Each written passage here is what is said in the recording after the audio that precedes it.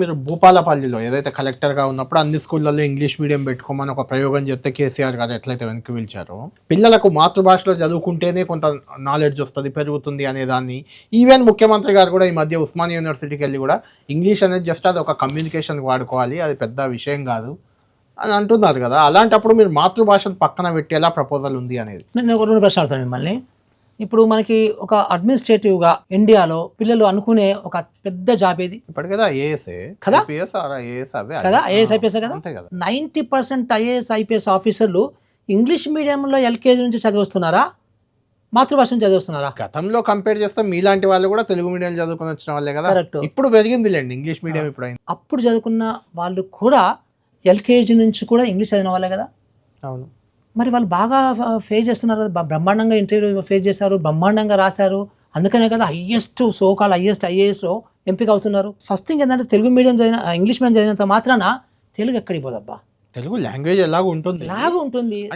ప్రైమరీలో కొంచెం తెలుగు మీడియం ఉంటే తర్వాత ఇంగ్లీష్ బెటర్ కదా అనేది తప్పది. అది ఎందుకు తప్పంటే నీకు ఇప్పుడు 8 సంవత్సరాల లోపల నీ మైండ్ బ్రహ్మాండంగా ఉంటుంది. అంటే పిల్లలు పుట్టిన దగ్గర నుంచి మొదలుపెట్టి 8 సంవత్సరాల వరకు నీకు ఈ లాంగ్వేజ్ అబ్జర్ప్షన్ కానీ లేకపోతే ఎనీ లెర్నింగ్ అబ్జర్ప్షన్ కానీ హైయెస్ట్ ఉండేది 8 సంవత్సరాల లోపు. అప్పుడు నువ్వు అందుకని మేము పెట్టింది భాషా విధానంలో 3 భాషలు పెట్టమంటారు. 3 భాషలు పెట్టాము, ఇంగ్లీషు, తెలుగు, హిందీ 3 పెడతాం. అందులో మీడియం ఇంగ్లీష్ ఉండాలి. మీడియం ఇంగ్లీష్ ఉన్నప్పుడు ఏమవుతుందో అది కూడా ఏం చెప్పామంటారు రాసిందా క్లియర్గా మేము. ఇంగ్లీష్ మీడియం ఉన్నంత మాత్రం ఇంగ్లీషులోనే చెప్పాలని లేదు.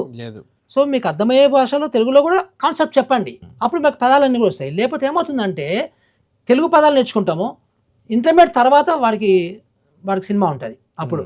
సో చచ్చిపోతాడు వాడు. కొన్ని వేల పదాలని వాడు అక్కడ మెడిసిన్ పోయినా, ఇంజనీరింగ్ పోయినా, లా పోయినా అర్థమై చావు. దానివల్ల మన సెట్ బ్యాక్ అవుతుంది.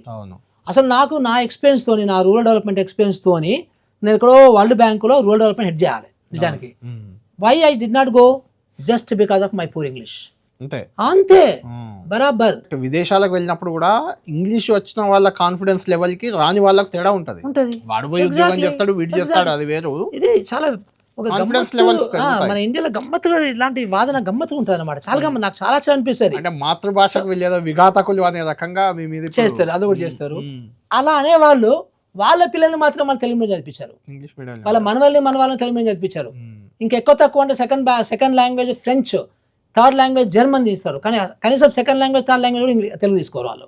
మళ్ళీ వాళ్ళు మాత్రం మాతృభాష గురించి మాట్లాడితే ఎంత దీన్ని ఏమంటే తెలుగులో ద్విముఖ ఫేసెస్ అనమాట, డ్యూయల్ మైండ్ మెంటాలిటీ.